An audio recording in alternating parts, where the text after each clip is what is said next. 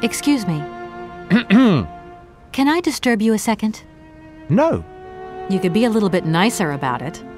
Keep quiet. In case you haven't noticed, we're somewhere that requires silence and tranquility.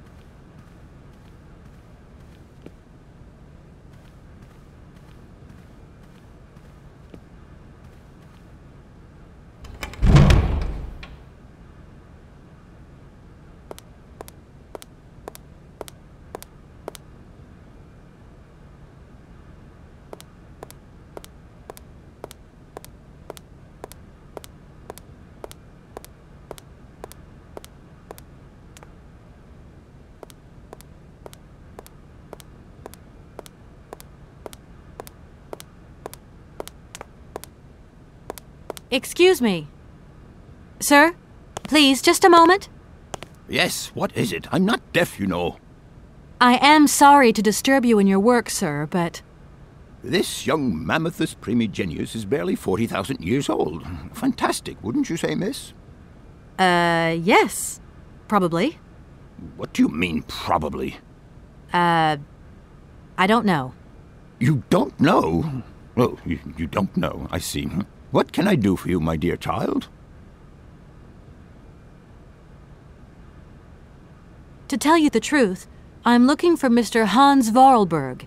He's the sole heir of a very unusual factory. My company is in charge of negotiations for the takeover of this factory. At last word, he was living in Syberia. So, as soon as my train is ready, I'll be continuing my journey eastwards. Syberia. Ah, Syberia. But what was it you said again? Said what? You mentioned a name. The person you are looking for. Vorarlberg. Hans Vorarlberg. Do you know him? Hans Vorarlberg. How could I forget him? Such an extraordinary fellow. So inventive. We shared a passion for mammoths, you know, and we bonded over this passion. Without it, I confess, I would have had little to do with an odd, ageless retard like Hans. At the time, we were both students. Well, sort of. Put it this way. Hans had special permission to attend paleontology lectures. You see, he didn't really have the necessary qualifications. In exchange, Hans did a few odd jobs around the university. Your Hans Vorarlberg sounds uncannily like the one I'm looking for.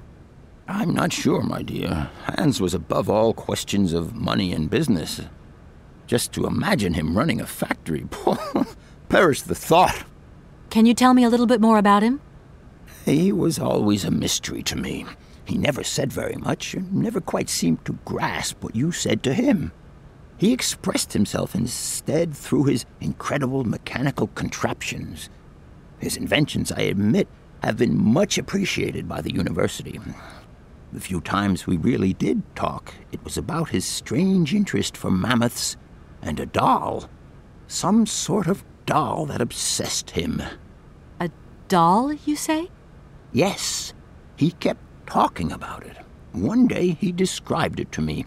A sort of children's toy. A miniature mammoth mounted by a mount. It appears he found it in a cave not far from his home. The event all sounds very dramatic. His account was slightly confused, but it awoke a great interest in me. What do you mean? To my knowledge, there is only one tribe who made figurines featuring a mouth, and that tribe is the Yukols. They live in the farthest reaches of Syberia, and for them, the dolls constituted a sacred object, illustrating one of their central legends. How such a doll made the journey from the frozen Siberian north to a cave in the French Alps is a mystery to me. Even today, it is beyond my comprehension. Have you considered that Hans Vorarlberg was maybe making it up? You said yourself he didn't seem to have all his mental facilities intact. No, that's impossible. Hans couldn't invent a story like that. The doll is a sacred part of the Syberia legend. He described it to me in exact detail. Syberia itself is a chimera that paleontologists of the world are very fond of pursuing. If I were to say Forest Sauvignon to you, what would you say? Oh, let's see. Sauvignon. Sauvignon? I would say it's some kind of tropical shrub, don't you think? We are talking about the same plant, then. It is a very rare shrub with small, juicy fruits. I found a book about the Amazon, and it says that there are even Sauvignon plants growing right here in Bergstadt. You wouldn't know where, would you? Amazon Sauvignon plants here? No. No, I don't think there are any. Highly implausible. But you should ask the station master. He is keeper of the greenhouse at our university, so he could tell you more than me. Oh, thanks very much. I'll leave you in peace. I hope I haven't disturbed you too much. Sorry? No, not at all, my dear child.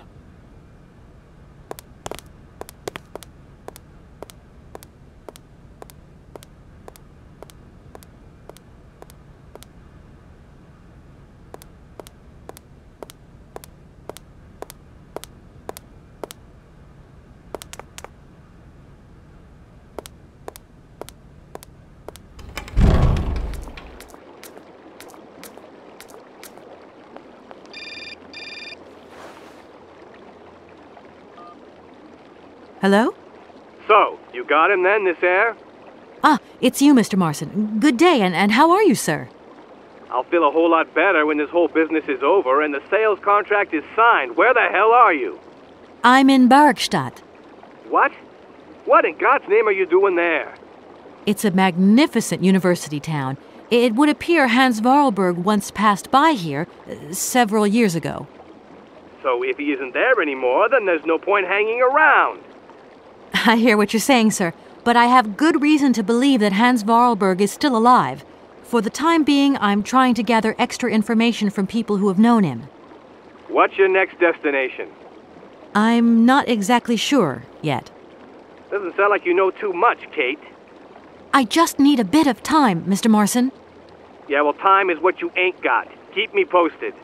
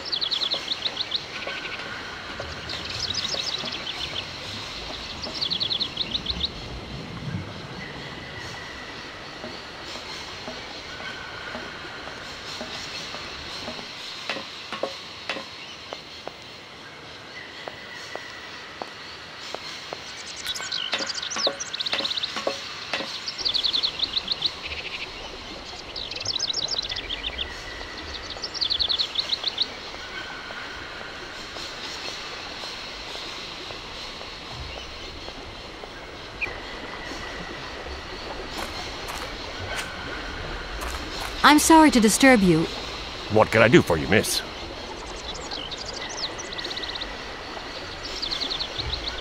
Where might I find some Forest Sauvignon plants, please? No place round here, that's for sure. I don't know what you're talking about. That stuff's from the Amazon. You know, for someone who knows nothing about the plant, you seem pretty well informed about which mysterious faraway country it comes from. Oh, Amazon, Peru, Papua New Guinea, it's all the same to me. Gotta go. Gotta work. Wait, don't go. You know what? I don't think he was being totally straight with me.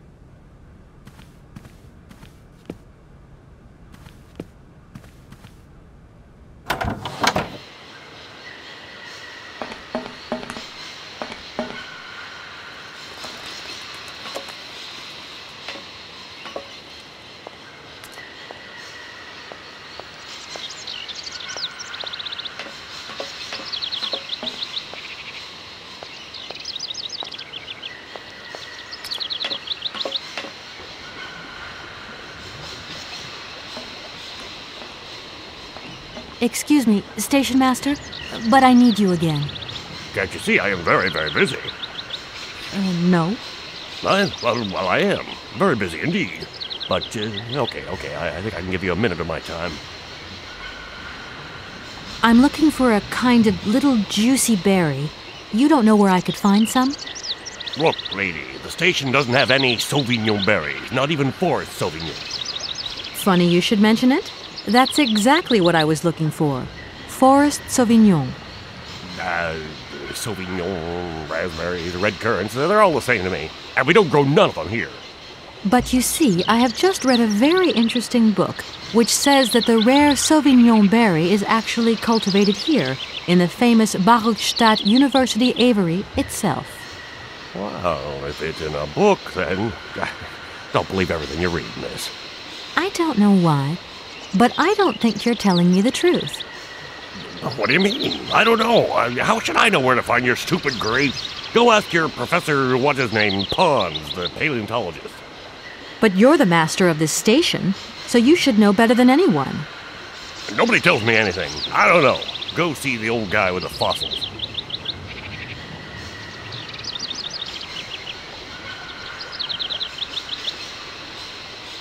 I won't disturb you any longer, Mr. Station Master.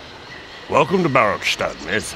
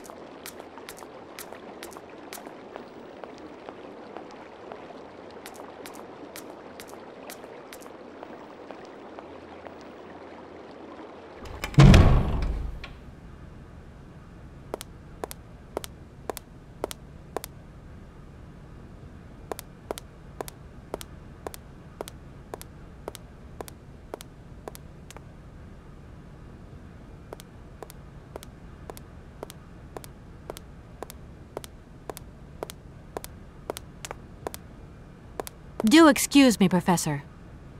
Professor, sorry to disturb you again. What is it you want to know, miss?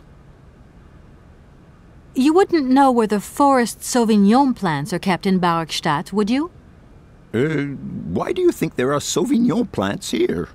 I read about it in a book at the library. Try going to see the station master. If such a shrub exists, he will have a better idea than anyone. It's actually he who sent me to you. I thought it a little strange, but he definitely said ask the paleontologist. You're the only one here, aren't you? Yes indeed. What a strange way to behave. Well, I think he must have made a mistake, that's all. Nobody tells me anything here. Maybe you should ask the rectors. After all, they are in charge of the university. All right, thanks. I'll leave you in peace. I hope I haven't disturbed you too much. Sorry? No, not at all, my dear child. Do excuse me, Professor. Professor, sorry to disturb you again. Professor, I have brought you something that should be of interest to you. Look. What have you got there, then? Let's see. An effigy of a mammoth. But this is Hans' doll, is it not? Yes, of course it is. How on earth did you... Oh, my God. It's in my hands. It exists. It really exists. Please do excuse me. I'm deeply moved. You see?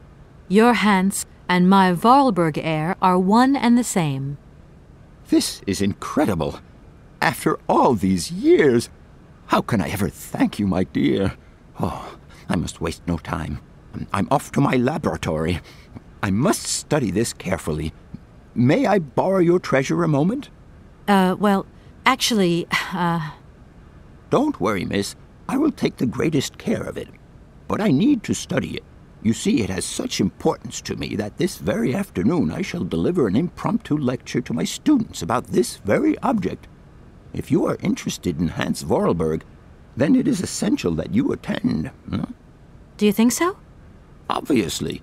Give me your telephone number and I will call you the moment my lecture begins. I will return you your doll at the end. You have my word.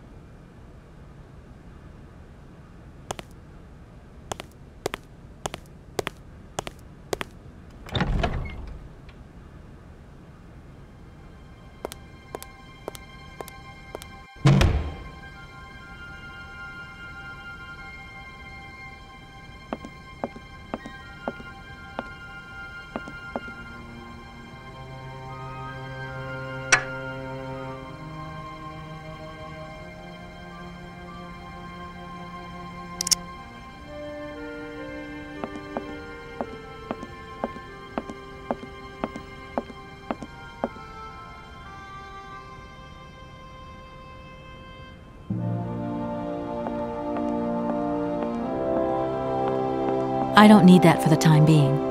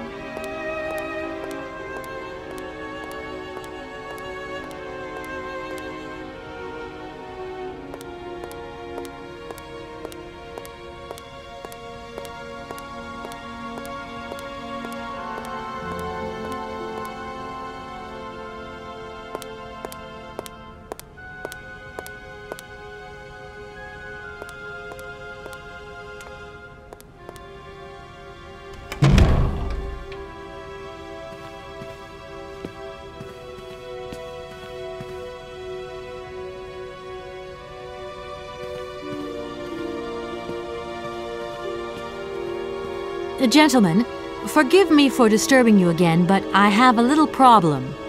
A little problem, a little problem. Everyone has little problems now, you know.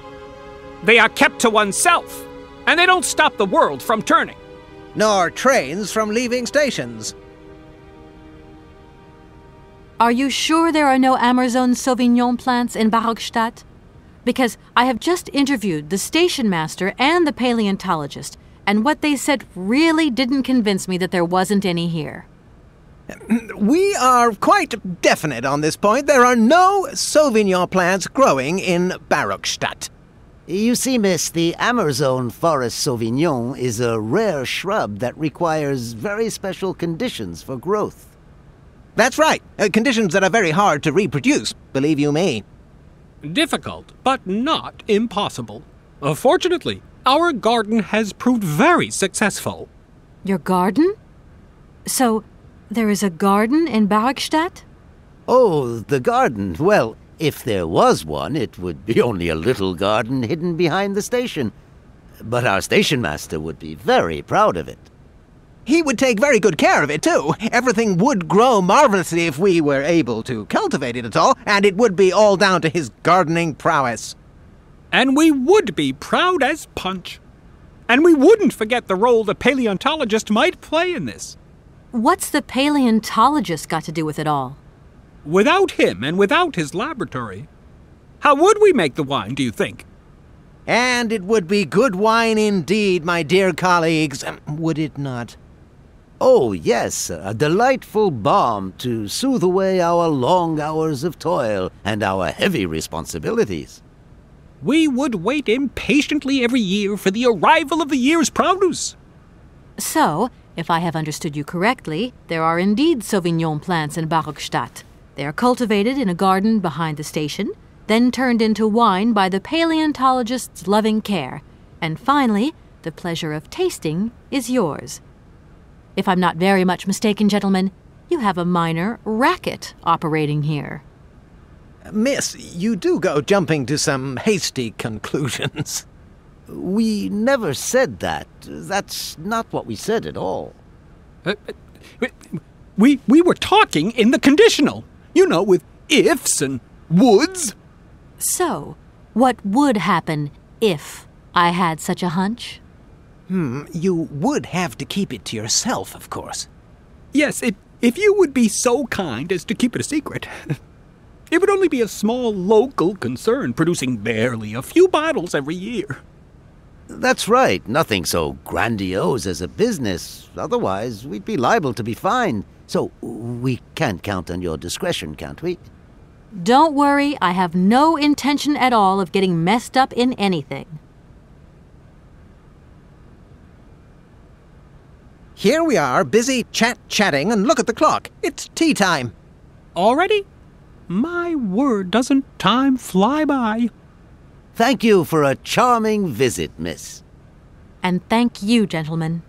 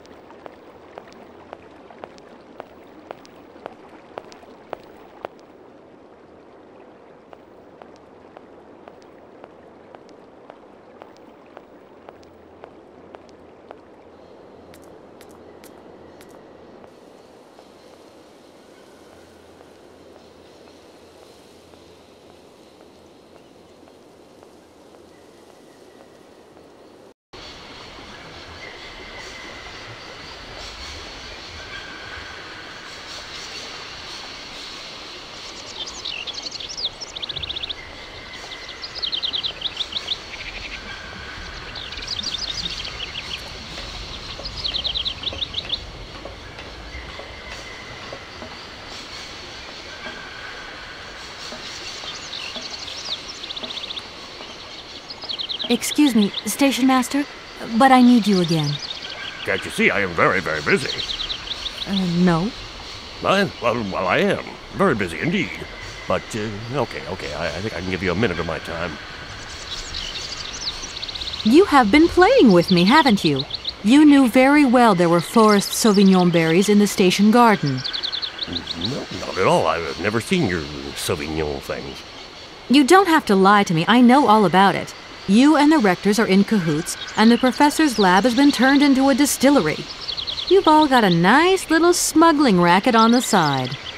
Smuggling racket? Hey, lady, you're going a bit far there. It's just a little on-the-side thing we got going, that's all. It's just for ourselves. Hey, you're honest. You should be ashamed of yourselves. Aren't you worried about the reputation of this fine university? The authorities should be informed of this. But we haven't done anything wrong. It's not a crime. Can you open the gate to the garden, please? Sure. No problemo. Right away, miss.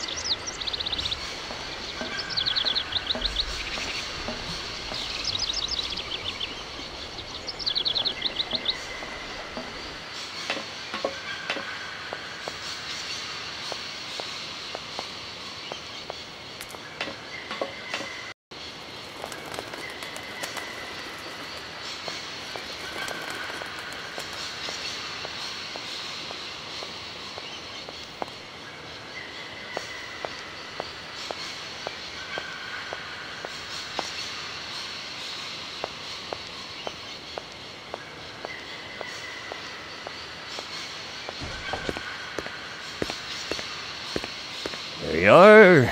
Please feel free to visit the garden at your leisure. And there was just one thing. I'm not a liar. Not really. Just mum's the word. There is the reputation of the university to think about, and I have superiors, and I have to do what I can. I understand. Don't you worry. Oh, thank you, miss.